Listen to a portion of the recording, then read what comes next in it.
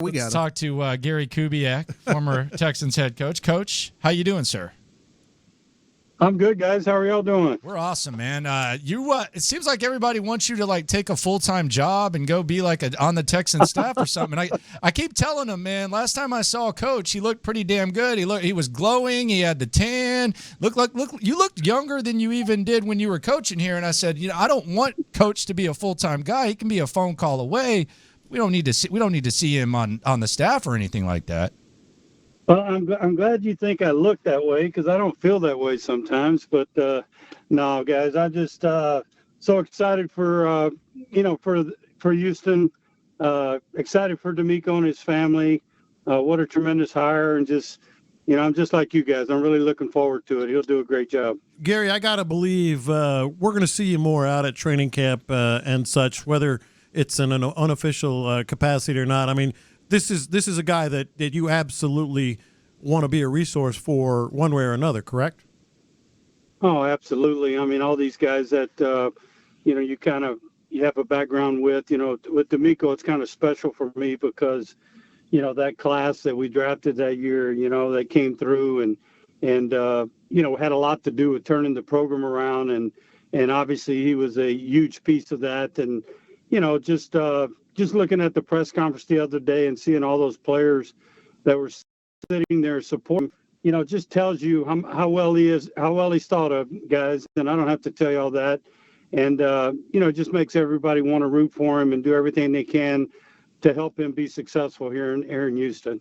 What is it about him? And when was it that you saw and you realized, all right, this guy's going to be an NFL head coach? John, I think you run across players as coaches that you sit around the staff room and stuff and say, damn, he's going to be a great coach someday. But, you never know if guys really, if that's something they want to do. When guys get out of football, they've been playing for so long and been a big part of their life. And guys, have a little question sometimes. Do I want to make that commitment to keep going? But I think we all saw that in DeMeco. We felt like he was a coach on the field when he played. And you got to give a lot of credit, really, to like Johnny Holland. I haven't heard Johnny mention much, but Johnny stayed after DeMeco. Kyle stayed after DeMeco. And they kind of talked him into saying, hey, DeMeco, you got to give us a try. Come give it a look with us. And, I'd be damned. He does it. He's a natural fit. He found the love for it. And 6 years later, he's a head coach in the NFL. So I think the biggest thing is everybody's just so proud of his path.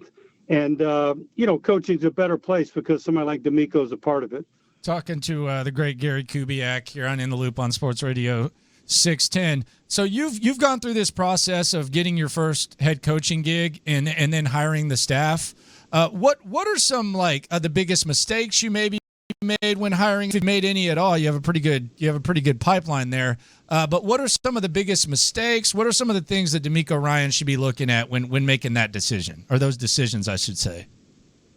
Well, probably the biggest mistakes you make are when you get in too big of a hurry. You think, golly, you feel like you're behind already. The season's been over for a month and we need to get going. And you can make some mistakes if you get in too big a hurry.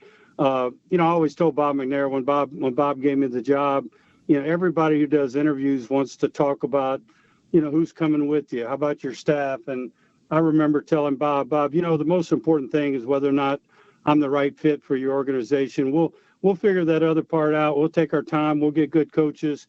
And I think that's the way to approach it. Now, I'm sure DeMeco's got a lot of people tugging on him right now, but, right now it's time to just settle into your routine, know what you want, talk to a lot of people. There's a lot of people out there, and just make sure you find people with the same vision you have. So DeMeco's always been very patient and in his life and what he wants to do, and I'm sure he'll approach this the same way.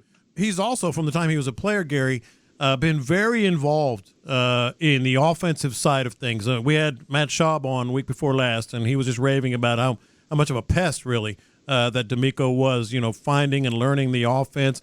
What can you see him doing there in terms of style, and then how do you think his role is going to be offensively?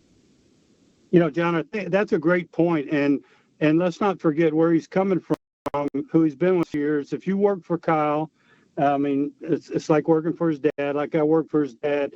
he makes you study both sides of the ball. He makes you, as a defensive coordinator, understand what I'm trying to do to you offensively on the practice field. So DeMeco's knowledge, I mean, we know what it is defensively, but his knowledge of offensive football and how Kyle tries to attack defenses, that has really grown for him as a football coach too. So, I think he, I've listened to him talk about what the identity he wants with his team. And, I think you set those parameters, you know what you want to do, but it also still gets down, John, to when you put your team together, I got to go do what my guys do best. That old saying, I got to find a way to go win with the guys I have. So, but the most important thing is having good systems in place. When you have good systems in place, you can go in a lot of directions. And I think DeMeco will do that. Talking to Gary Kubiak here on In the Loop on Sports Radio 610. What do you expect from DeMeco Ryans in year one? What do you expect to be like the biggest struggles? What were the most difficult things for you as a head coach in year one? I try not to bother him too much, but I gave him a piece of advice that I got a long time ago, right after he was hired. I said, DeMeco, I said, remember this. I said, somebody told me this a long time ago, and I remember the piece of advice was, it'll get done. And at the time, I thought, what the hell does that mean? And I said, DeMeco, carry that with you because you're going to feel overwhelmed. There's so much to do. Just take your time, be patient in what you're doing. Things will get done. Make sure you surround yourself with great people. And that's the most important thing right now, surrounding himself with great people, the excitement of the town, the excitement of the new, all of that stuff's going to push him forward. But just being really set on, getting the good people around him so he can go to work.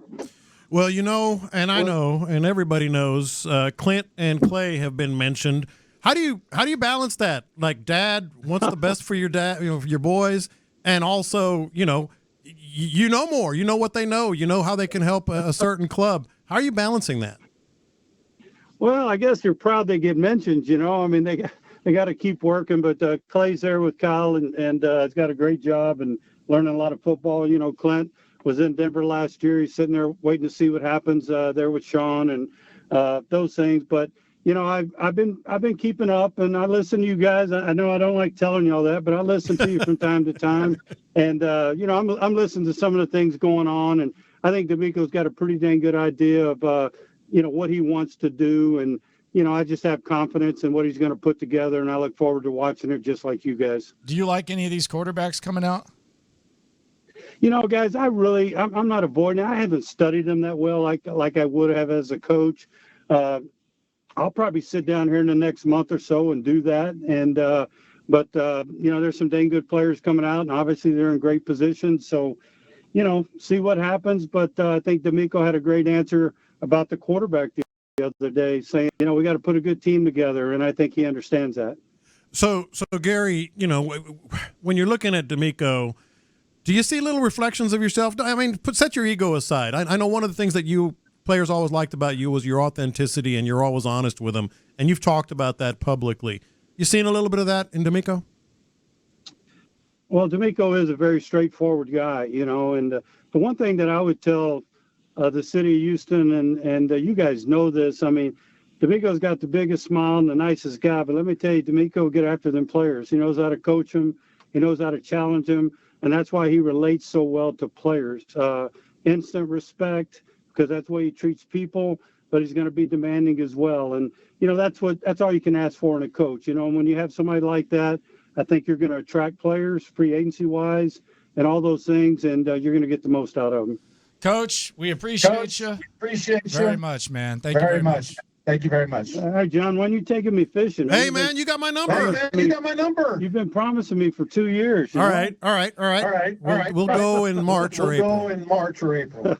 I'm teasing. Hey, guys, have a good day. And I don't want you to either. I don't want you to either. All right, y'all have a great day. All right, man. All right, there we go. Gary Kubiak, little repeat there on the back end. Like him so much, you hear him twice.